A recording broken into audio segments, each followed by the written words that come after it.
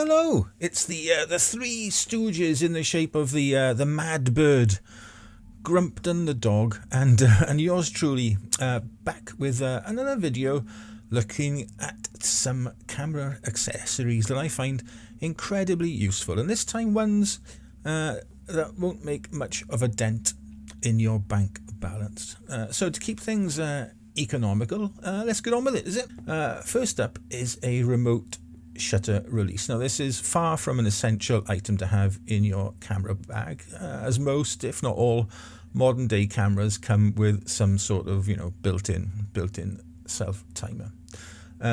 Using that timer or your shutter release will ensure you remove any trigger finger induced camera shake, a must have when shooting longer exposures, and particularly when using a bulb mode for starting and stopping that long exposure.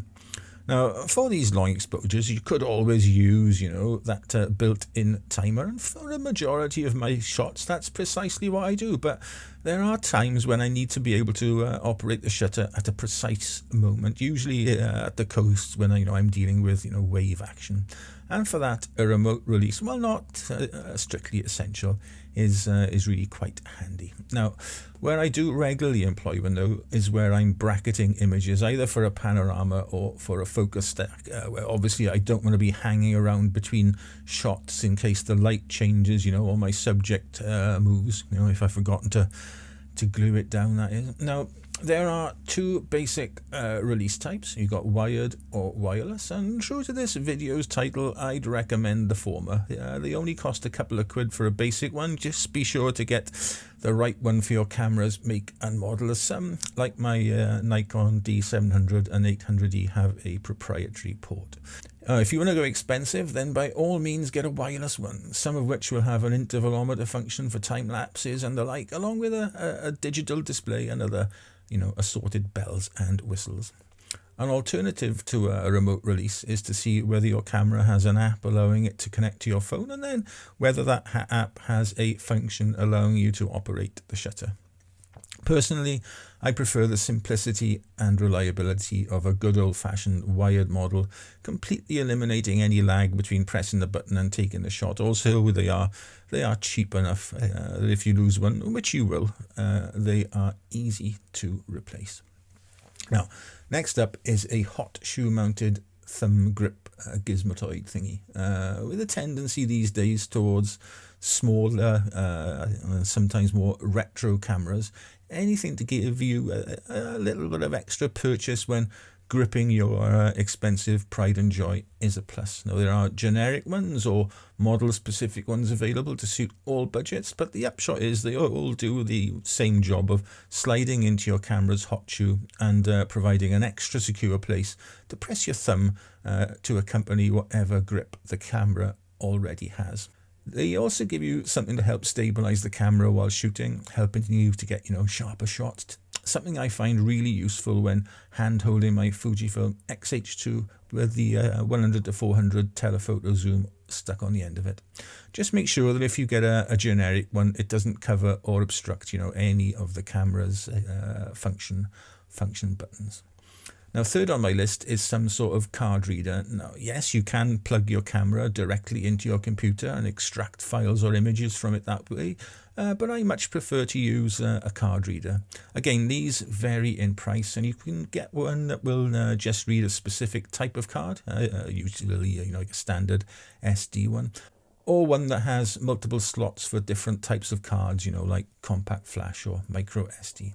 You can also choose between a wired reader or one resembling a flash drive that will plug straight into your computer's USB socket. Now, in general, the more you spend, the faster the reader will be, but budget ones get the exact same job done, just maybe a tad slower, that's all. Again, it sounds obvious, but get the right one for the type of card or cards you use, and also depending on what type of USB connection your computer has, although these days adapters to convert USB-A to USB-C or vice versa are freely and cheaply available. I personally recommend a wired one with a removable USB-C cable and an adapter then if needed to future-proof the reader. You could also get a flash drive type one to leave in your camera bag. Always handy to carry around, I find. Numero number 4 is an AirTag of some sort. Now, one placed secretly in your camera bag will mean you'll always be able to locate your bag if it's ever lost or, heaven forfend, stolen. Now, I use one made by Apple, but there are all sorts out there for all budgets and phone operating / tracking systems. And if you've got a bag full of expensive kit, I put 2 in there. One reasonably well hidden and the other stitched into the lining or really well secreted somewhere about the bag. That way, if a thief steals your bag, it's likely they'll search for a tag and hopefully on finding one will then, think the job is done. Wishful thinking, I know, but it's an extra step in the fight against the bastards. Now, lastly, and most cheaply, is a clear plastic shower cap. Now, obviously, you aren't going to, take your camera and lens in the shower with you, unless you're really strange. But if you regularly shoot outdoors, then having one of these in your bag is priceless. Now, any land or seascape photographer worth their salt will tell you that the best light often comes just before or after the worst weather. So imagine, you've arrived on location, spotted your composition, dialed your exposure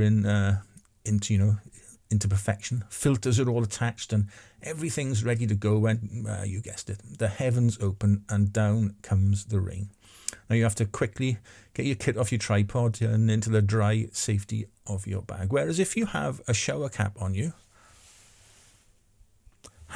#boom, 2 seconds later you've slipped it over your gear and you can relax, safe in the knowledge that when the rain stops and that elusive patch of prize-winning light, a rainbow even maybe, arrives, you are in position A1 to capture it. Now, you can get waterproof covers specifically made to fit any camera, but what's the point, when a 5-pence shower cap, or one stolen from a hotel bathroom will do exactly the same job.